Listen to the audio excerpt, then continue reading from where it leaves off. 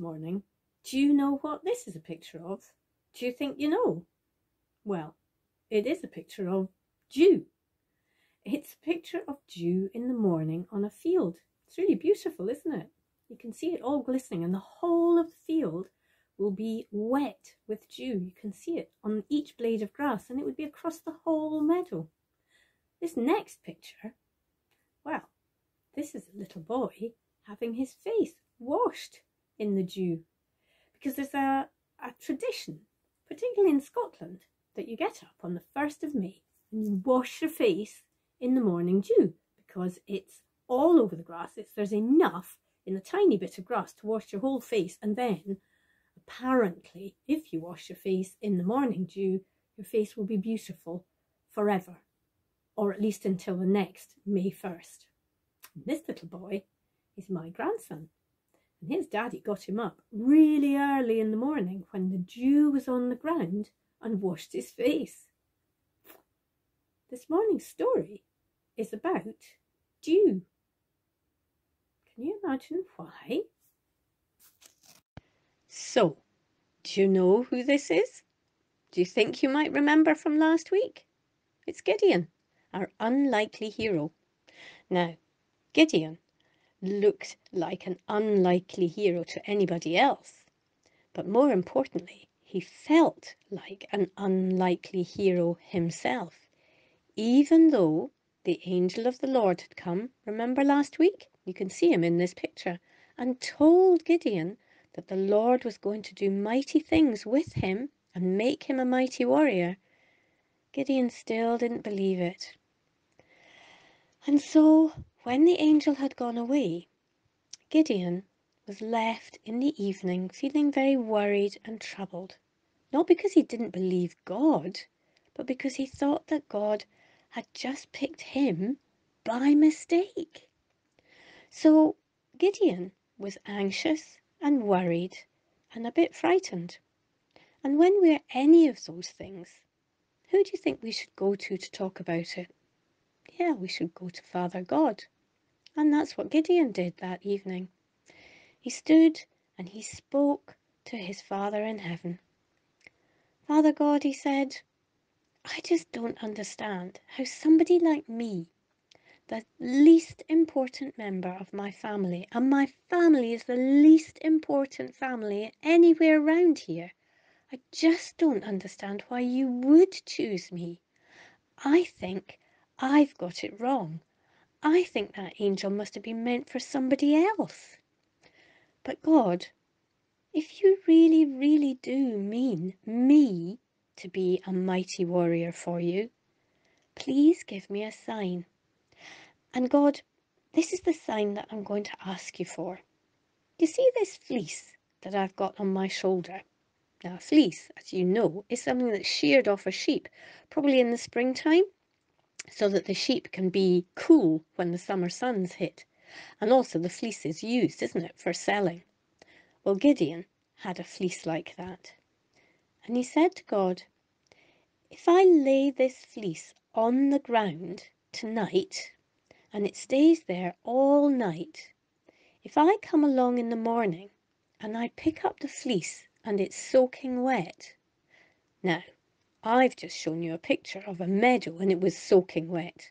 So it's not much of a sign, is it, to ask for a soaking wet fleece on the ground? Because obviously anything overnight was going to get soaking wet, wasn't it? Because the dew falls everywhere. Aha. But Gideon had a second bit to what he was asking God. So God, he said, if I pick up the fleece and it's soaking wet in the morning, but all around the fleece the ground is bone dry, then I'll know that you really mean me. So that's what Gideon did. Put the fleece down and he left it overnight. And when he came along in the morning, you can see from that smile, that fleece was soaking wet. In fact, it was so soaking wet, you can see that Gideon had to wring it out. But all round where the fleece was, the ground was bone dry. So you would think that Gideon would be completely convinced that God really meant him. But I suppose if you spend your whole life thinking that you're not important, and if your family is not important, and people tell you that you're not important, maybe you take a lot of convincing. Well, Gideon took a lot of convincing because he had seen that miraculous sign. And he said to his father God, "I'm sorry, God, but I just do really need another sign from you. And it can still be the fleece.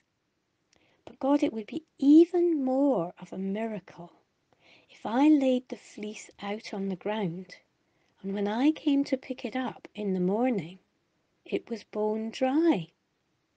Now, dew falls on the ground not all through the year. Sometimes you can look out in the morning and there's no dew in the grass at all. So again, that might not sound like a miraculous sign. But Gideon had a second part to this sign too. So he said, "Father God, if I lay this fleece out in the morning I come to pick it up and it is bone dry, but the whole field round about it is covered in dew and soaking wet, then I really will believe that you've chosen me and nobody else, and it doesn't matter what I think about myself.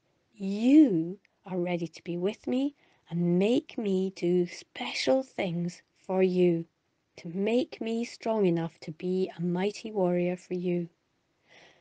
So the next morning, well, you can see from the next picture, can't you? Gideon had his bone-dry fleece, which he slung over his shoulder, and he walked strong and tall and feeling like a hero because he knew that God had picked him to be a hero and was never going to let him down. And Gideon went to the people who were scattered about and had been scared and didn't know how to fight the Midianites. And he stood in front of them and he told them, "You are going to be a mighty army for God, and I am going to lead you because God has given me the strength and the power to be a leader." And you know what? All those people who had always thought of Gideon as the least important person, they could see that God had chosen Gideon and he was very special. And instead of laughing at him and turning away, all those people turned and said, "Gideon, you really are following God, and so will we." And so Gideon prepared for what might be a great big fight. But actually, God had yet another plan. And that plan, oh, you're going to have to wait till next week to find out what that plan was.